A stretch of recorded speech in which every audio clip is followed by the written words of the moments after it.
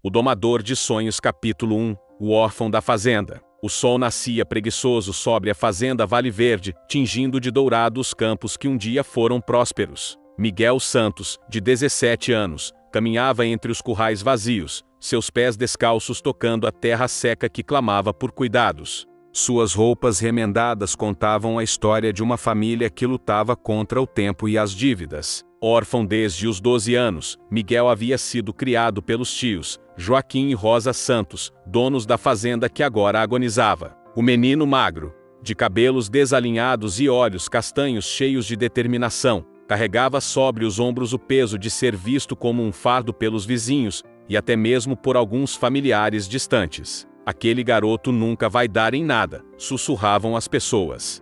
Na cidade, sem pai nem mãe para ensinar, criado na caridade, é só mais uma boca para alimentar numa fazenda que mal se sustenta. Miguel ouvia esses comentários com o coração apertado, mas jamais deixava as lágrimas caírem na frente de ninguém. Todas as manhãs, ele acordava antes do sol para cuidar dos poucos animais que restavam, reparar cercas quebradas e ajudar tia Rosa nos afazeres domésticos. Sua força estava na silenciosa determinação de provar que valia mais do que pensavam. A fazenda, que já abrigou centenas de cabeças de gado, agora contava apenas com algumas vacas leiteiras, galinhas e 2 cavalos velhos. As dívidas se acumulavam como as nuvens de tempestade no horizonte, e todos sabiam que em breve a propriedade seria leiloada. Naquela manhã específica, enquanto Miguel alimentava as galinhas, chegou à fazenda uma comitiva de homens bem vestidos. Na frente, montado em um cavalo imponente, vinha Coronel Bastos, o homem mais rico da região. Seus olhos pequenos e calculistas percorreram a propriedade com a precisão de quem já a considerava sua. Joaquim Santos chamou o coronel, sua voz ecoando pelo pátio. Vim conversar sobre nossa pendência. Tio Joaquim saiu da casa, seus ombros curvados pelo peso dos anos e das preocupações. Miguel parou de trabalhar e se aproximou, mantendo-se a uma distância respeitosa, mas atento a cada palavra. Coronel, cumprimentou Joaquim, tirando o chapéu. O senhor sabe que estou fazendo o possível para quitar a dívida. O coronel riu, um som áspero que não chegava aos olhos. Possível? Joaquim, você deve mais de 50 mil reais. Essa fazenda não vale nem metade disso no estado em que se encontra. Miguel sentiu o sangue ferver. Conhecia cada palmo daquela terra, cada árvore, cada pedra. Para ele, a fazenda Vale Verde valia mais que qualquer dinheiro do mundo. Tenho uma proposta, continuou o coronel, desmontando do cavalo. Vendo-me a fazenda por 30 mil, quite a dívida, e ainda sobra um trocado para vocês recomeçarem em outro lugar. Essa fazenda pertence à minha família há 3 gerações, respondeu Joaquim, a voz trêmula de emoção, e vai acabar com você. Se não tomar uma decisão sensata, retrucou o coronel, dou-lhe uma semana para pensar. Depois disso, vou ter que tomar medidas mais drásticas. Capítulo 2 A lenda do demônio negro. Após a partida do coronel, a família Santos permaneceu em silêncio ao redor da mesa da cozinha. Tia Rosa chorava baixinho, enquanto tio Joaquim olhava fixamente para as mãos calejadas. Miguel sentia-se impotente, um menino diante de problemas de adulto. Foi então que chegou à fazenda um homem diferente. Alto, de barba grisalha e olhos penetrantes, ele se apresentou como Sebastião Pereira, domador de cavalos. Vinha acompanhado de um rapaz da idade de Miguel, seu filho Pedro, que o olhava com desdém desde o primeiro momento. Ouvi dizer que vocês estão passando por dificuldades, disse Sebastião, aceitando um café oferecido por Rosa. Vim propor um negócio. Joaquim ergueu os olhos, uma fagulha de esperança brilhando. Que tipo de negócio? Sebastião inclinou-se para a frente. Há um cavalo, na região que ninguém consegue domar. Chamam-no de demônio negro. O dono está oferecendo uma fortuna para quem conseguir montá-lo e domá-lo, 50 mil reais. O silêncio que se seguiu foi interrompido apenas pelo tic-tac do relógio de parede. Pedro riu baixinho. Pai, esse garoto aí não conseguiria nem se aproximar do demônio negro, disse, apontando para Miguel. Olhe para ele. Parece que uma ventania poderia derrubá-lo. Miguel cerrou os punhos, mas permaneceu calado. Sabia que Pedro tinha razão sobre sua aparência frágil, mas também sabia que havia algo dentro dele que os outros não conseguiam enxergar. R$ 50.000, repetiu Joaquim, incrédulo. Exatos, confirmou Sebastião. Fazendeiro Antônio Marques está desesperado. Comprou o cavalo por uma fortuna, pensando que seria reprodutor, mas o animal é indomável. Já machucou 3 domadores profissionais. Está oferecendo essa quantia para quem conseguir transformá-lo num cavalo de montaria. Tia Rosa se benzeu.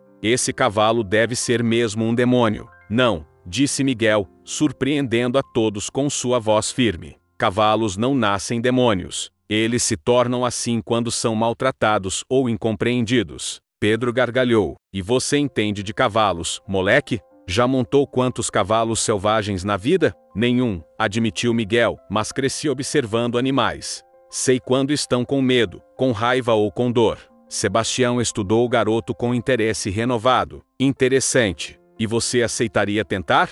Miguel, não, exclamou Rosa. É muito perigoso. Tia, se eu conseguir, salvamos a fazenda, disse Miguel, a voz carregada de determinação. E se eu não conseguir?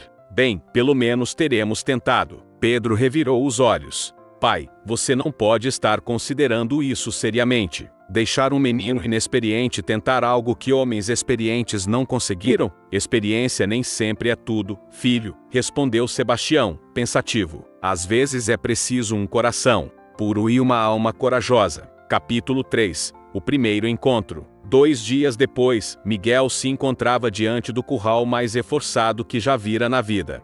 As paredes eram altas, feitas de madeira resistente, e mesmo assim havia marcas de coices e investidas por toda parte. No centro do curral, pastando com uma tranquilidade enganosa, estava ele, o demônio negro. O cavalo era realmente impressionante. Alto, musculoso, com uma pelagem negra que brilhava sob o sol, ele possuía uma presença majestosa que tirava o fôlego. Mas Miguel conseguia ver além da beleza intimidante. Nos olhos do animal havia algo que reconhecia, uma dor profunda, uma desconfiança que nascia do medo. Então, menino, disse Antônio Marques, o proprietário da fazenda vizinha, ainda tem certeza de que quer tentar?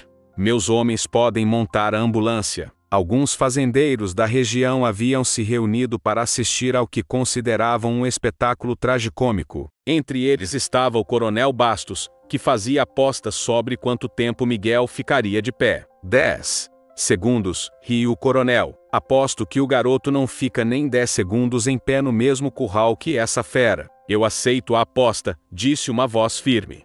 Todos se viraram para ver tio Joaquim, que acabara de chegar com Rosa. Aposto que meu sobrinho vai surpreender todos vocês. Miguel sentiu o coração aquecer com o apoio do tio, mas sabia que as palavras de encorajamento não seriam suficientes. Respirou fundo e abriu o portão do curral. O demônio negro imediatamente ergueu a cabeça, suas orelhas para trás, corpo tenso. Um relincho estridente ecoou pelo ar, fazendo alguns espectadores recuarem. O cavalo investiu contra a cerca, fazendo. As madeiras tremeram. Miguel, saia daí, gritou Rosa, mas o garoto já havia fechado o portão atrás de si. Pedro, que observava de fora com Sebastião, balançou a cabeça. Pai, esse garoto vai morrer, e a culpa será nossa. Mas Sebastião notou algo que os outros não viram. Miguel não estava se movendo de forma agressiva ou apressada. Pelo contrário, ele se posicionou num canto do curral e simplesmente ficou parado, observando o cavalo com uma paciência infinita. O demônio negro continuou a se agitar por alguns minutos, correndo de um lado para outro, relinchando e coiceando o ar. Mas gradualmente, começou a perceber que o jovem intruso não representava uma ameaça imediata. Ele parou de correr, mas manteve-se alerta, observando Miguel com desconfiança. Que você está fazendo, menino? Gritou alguém da plateia. Vai tentar montá-lo ou não? Miguel ignorou os gritos e continuou parado, respirando calmamente. Ele estava estudando o cavalo, tentando entender seus movimentos, seus medos, seus gatilhos. Notou como o animal reagia a ruídos súbitos, como suas orelhas se moviam captando cada som, como sua respiração acelerava quando alguém se aproximava da cerca. Depois de 1 hora, Miguel fez seu primeiro movimento. Lentamente, tirou um pedaço de cenoura que havia trazido no bolso e o colocou no chão, próximo à parede onde estava. Depois, voltou para seu canto. O demônio negro olhou para a cenoura por um longo tempo. A fome e a curiosidade lutavam contra o medo e a desconfiança. Finalmente, deu alguns passos cautelosos na direção do alimento, sempre de olho no garoto. Quando o cavalo comeu a cenoura, Miguel sorriu. Era um pequeno passo, mas um passo importante. Tinha estabelecido que não era um inimigo. Capítulo 4. Paciência e compreensão. Os dias seguintes estabeleceram uma rotina peculiar. Todas as manhãs, Miguel chegava ao curral do demônio negro com um pequeno saco de cenouras e maçãs. Sentava-se no mesmo canto e esperava. A princípio, o cavalo levava horas para se aproximar da comida, mas gradualmente o tempo foi diminuindo. Isso é ridículo, resmungava Pedro. Meu pai poderia ter domado 10 cavalos no tempo que esse garoto está perdendo com essa terapia animal. Mas Sebastião observava com interesse crescente. Seu método é não convencional, disse para Miguel no final da primeira semana. Mas há sabedoria nele. Ele não é um cavalo comum, explicou Miguel. Foi machucado, traído, por pessoas em quem confiava. Precisa aprender que nem todos os humanos são inimigos. Antônio Marques estava ficando impaciente.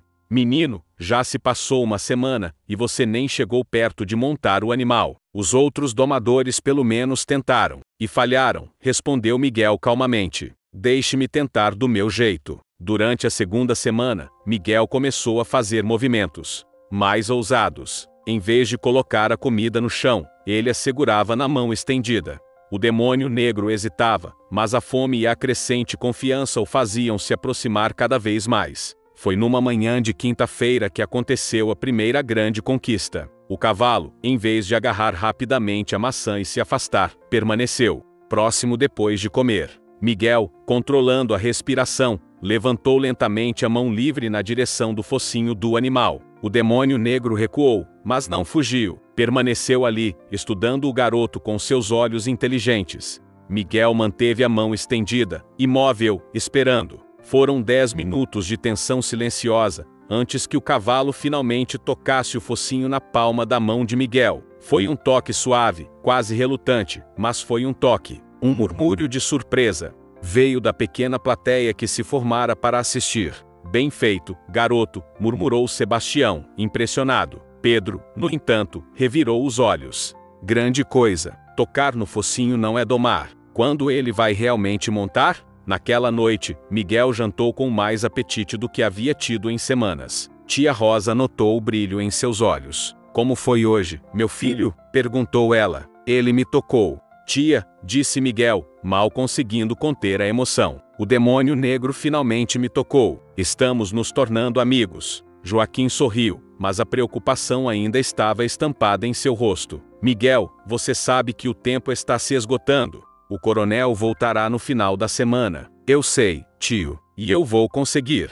Só preciso de mais alguns dias. Capítulo 5. O ponto de virada. A terceira semana trouxe desafios inesperados. Uma chuva forte alagou parte da propriedade, forçando todos a se concentrarem em reparos urgentes. Miguel teve que dividir seu tempo entre ajudar na fazenda e continuar seu trabalho com o demônio negro. Foi durante uma dessas manhãs chuvosas que Miguel fez uma descoberta importante. Chegou ao curral e encontrou o cavalo agitado, mais nervoso do que havia estado em dias. O animal corria de um lado para outro, relinchando ansiosamente. O que há de errado com você? Murmurou Miguel, observando atentamente. Foi então que notou. O demônio negro estava mancando ligeiramente da pata traseira esquerda. Miguel examinou o chão do curral e encontrou um prego enferrujado que havia se soltado de uma das tábuas com a chuva. Você está machucado, disse Miguel, sua voz carregada de preocupação genuína. O cavalo parou de correr e olhou para o garoto.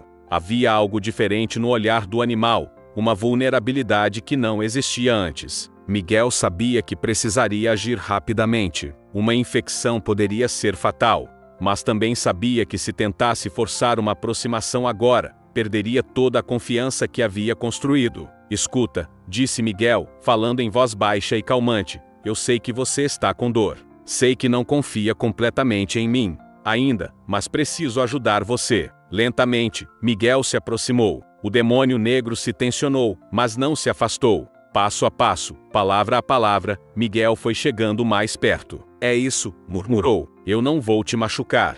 Nunca vou te machucar. Quando finalmente conseguiu examinar a pata ferida, Miguel viu que o corte não era profundo, mas precisava ser limpo e tratado. Com movimentos suaves e seguros, ele limpou o ferimento com água limpa que havia trazido, aplicou um antisséptico e fez um curativo improvisado. Durante todo o processo, o demônio negro permaneceu imóvel, como se compreendesse que Miguel estava tentando ajudar.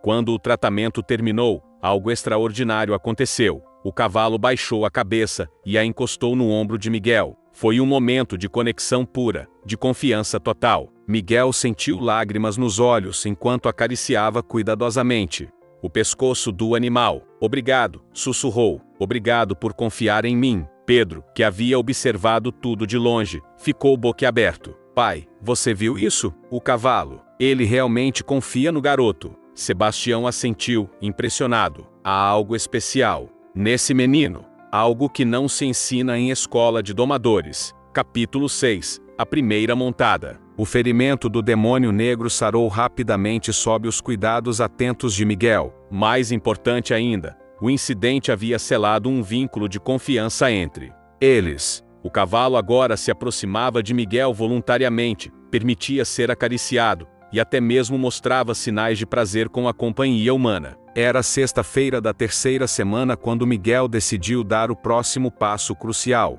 Havia trazido uma manta velha, desgastada e com o cheiro familiar da fazenda. "Hoje vamos tentar algo novo", disse Miguel ao cavalo, mostrando a manta. "Não vou forçar nada. Se você não quiser, nós paramos." O demônio negro cheirou a manta cautelosamente. Miguel a colocou nas suas próprias costas primeiro, mostrando que não havia perigo. Depois, lentamente, aproximou-a do dorso do cavalo. O primeiro toque da manta fez o cavalo se contrair, mas ele não fugiu. Miguel manteve a manta ali por apenas alguns segundos antes de removê-la. Repetiu o processo várias vezes, cada vez deixando a manta um pouco mais tempo. "Muito bem", murmurou Miguel. "Você está sendo muito corajoso." Depois de uma hora de condicionamento gradual, o demônio negro estava permitindo que a manta permanecesse em suas costas por vários minutos seguidos. Era a hora do teste final. Miguel posicionou-se ao lado do cavalo, suas mãos tremendo ligeiramente com a adrenalina. Sabia que este era o momento que poderia definir tudo: sucesso ou fracasso, a salvação da fazenda ou a perda definitiva. "Nós conseguimos chegar até aqui juntos", disse ele ao cavalo. "Agora, vou tentar subir. Se você não quiser, me jogue fora, mas por favor, não me machuque." Com um movimento fluido e cuidadoso, Miguel colocou o pé esquerdo em uma pequena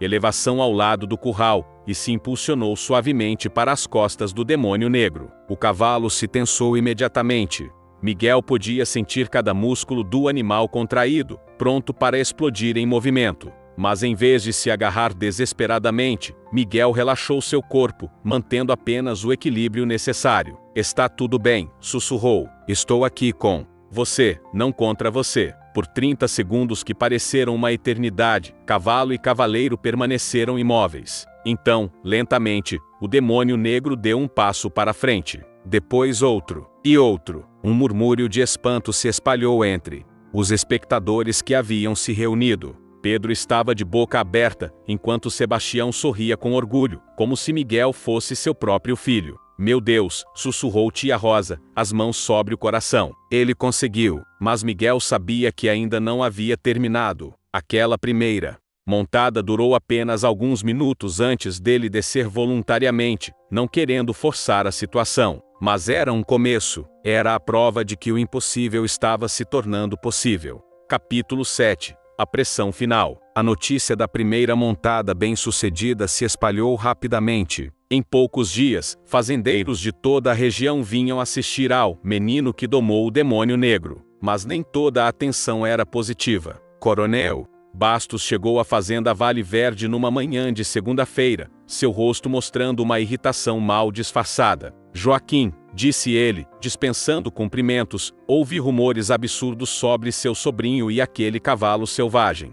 "Não são rumores, coronel", respondeu Joaquim, com mais firmeza na voz do que havia mostrado em semanas. "Miguel realmente conseguiu montar o demônio negro." "Montar por alguns minutos não é domar", retrucou o coronel. "E mesmo que fosse, Você ainda me deve 50 mil reais. Um cavalo domado não vai resolver seus problemas. Miguel, que estava próximo, se aproximou. Na verdade, coronel, vai resolver sim. O fazendeiro Marques vai pagar 50 mil reais por um cavalo perfeitamente domado. O coronel olhou para Miguel com desdém. Menino presunçoso, você acha que alguns truques de circo impressionam alguém? Eu poderia comprar 10 cavalos melhores que esse com a metade do dinheiro. Então por que não compra? Perguntou Miguel, encontrando os olhos do coronel sem hesitar. A pergunta simples deixou o homem poderoso sem resposta por um momento. Recuperando-se rapidamente, ele sorriu friamente. Você tem coragem, garoto, vou admitir.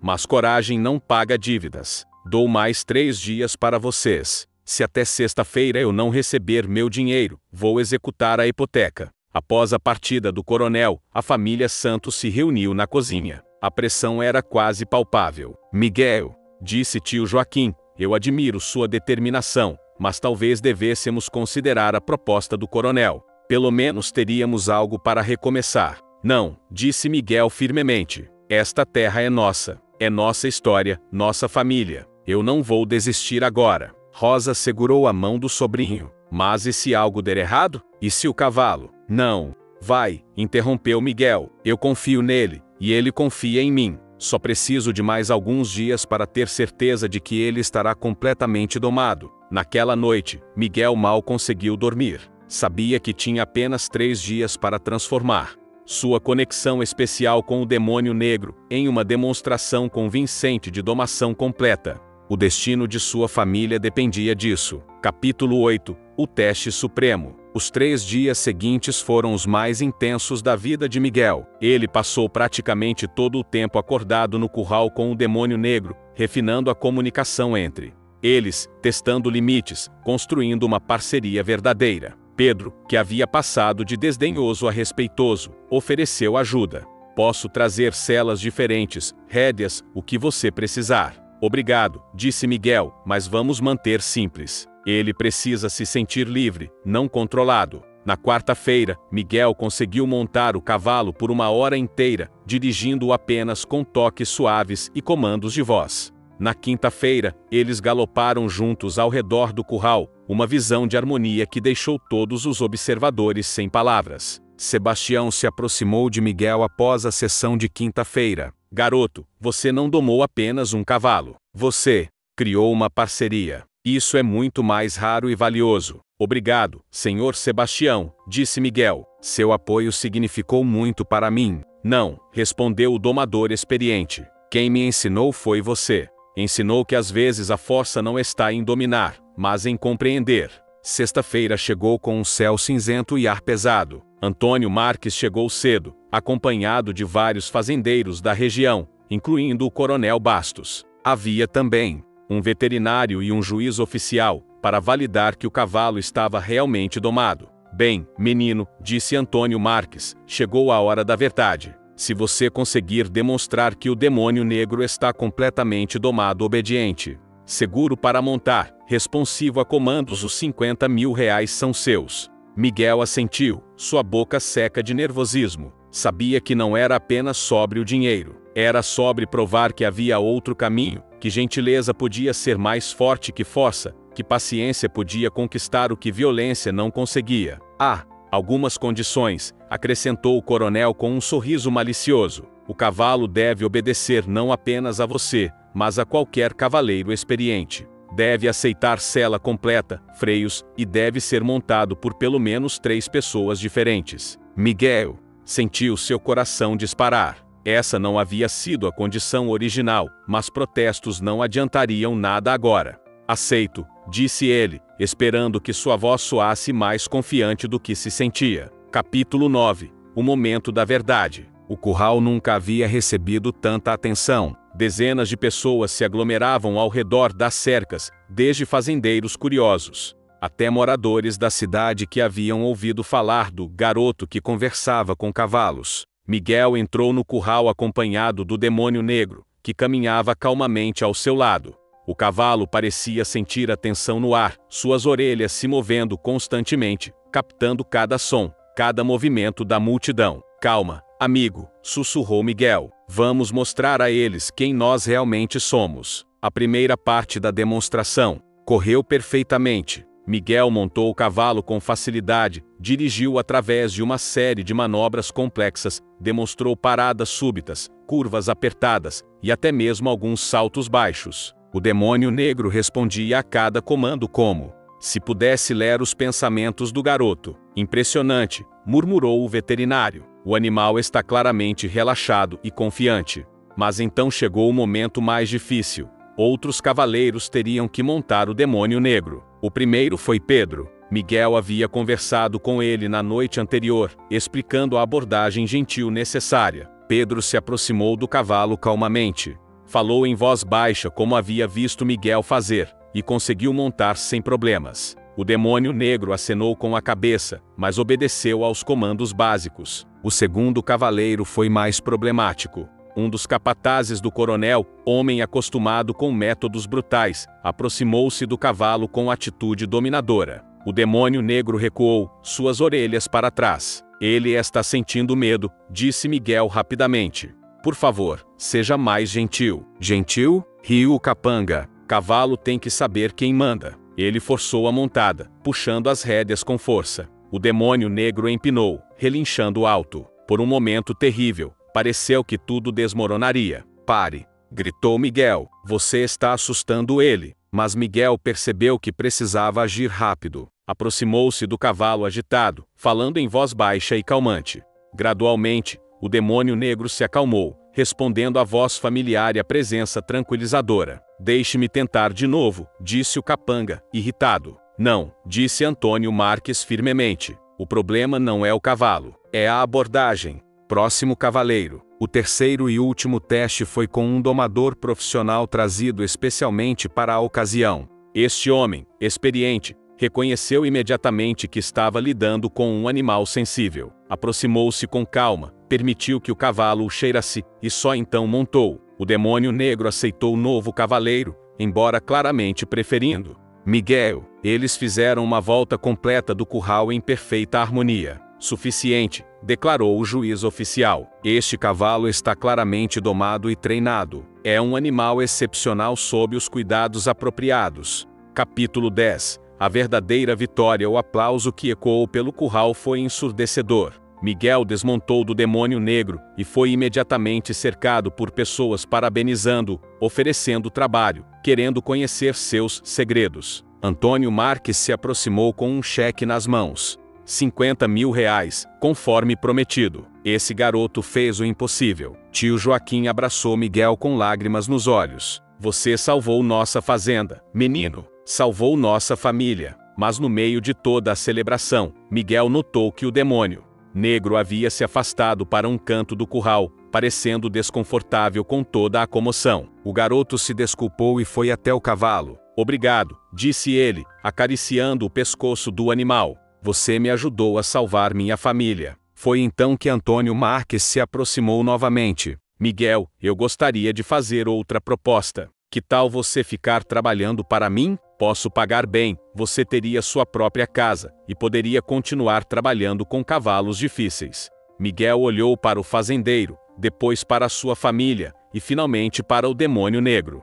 O cavalo o observava com aqueles olhos inteligentes, como se compreendesse que uma decisão importante estava sendo tomada. Senhor Marques, disse Miguel, respeitosamente, agradeço muito a oferta, mas meu lugar é na fazenda Vale Verde, com minha família. Mas garoto, insistiu Antônio, você tem um talento raro. Poderia ganhar muito dinheiro, ter uma vida confortável. Miguel sorriu, uma sabedoria além de seus anos brilhando em seus olhos. O senhor está certo, eu tenho um dom, mas esse dom não é meu para vender. É meu para compartilhar, para usar ajudando outros, construindo algo maior que eu mesmo. Coronel Bastos, que havia permanecido calado durante toda a demonstração, finalmente se aproximou. Seu rosto não mostrava mais arrogância, mas algo parecido com respeito relutante. Menino, disse ele, você me surpreendeu hoje. Talvez eu tenha subestimado você e sua família. Miguel o encarou diretamente.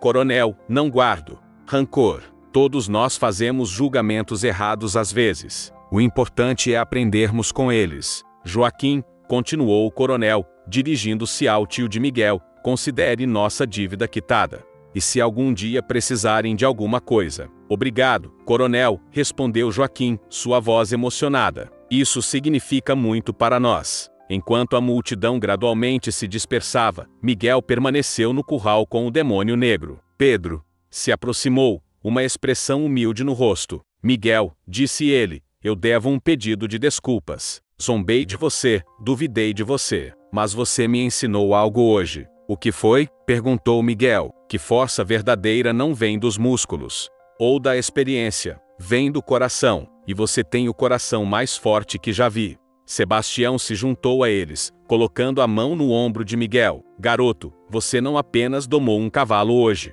você tocou o coração de todos que estavam aqui. Isso é muito mais valioso que qualquer quantia em dinheiro. Naquela noite, a família Santos celebrou ao redor da mesa da cozinha. A fazenda estava salva, as dívidas quitadas, e mais importante ainda, eles haviam descoberto que juntos podiam superar qualquer obstáculo. Miguel, disse tia Rosa, servindo-lhe uma porção extra de bolo, estou tão orgulhosa de você. Mas diga-me, como você sabia que conseguiria? Miguel pensou por um momento antes de responder.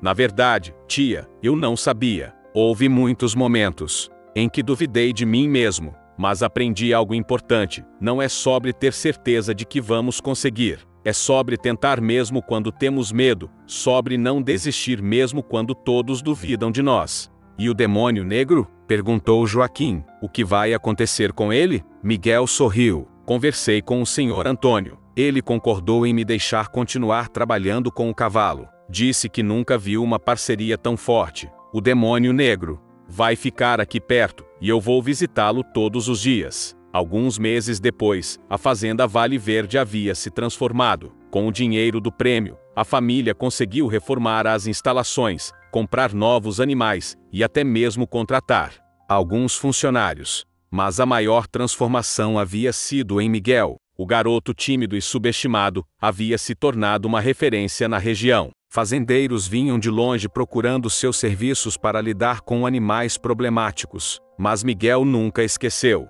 suas origens nem perdeu a humildade. Certa manhã, enquanto trabalhava com um potro jovem, Miguel ouviu passos atrás de si. Era uma menina de cerca de 10 anos, magra e tímida, com roupas remendadas. Com licença, disse ela baixinho, ouvi dizer que você ajuda pessoas com cavalos difíceis. Miguel sorriu, reconhecendo algo familiar no olhar da menina, a mesma determinação misturada com insegurança que ele próprio havia sentido.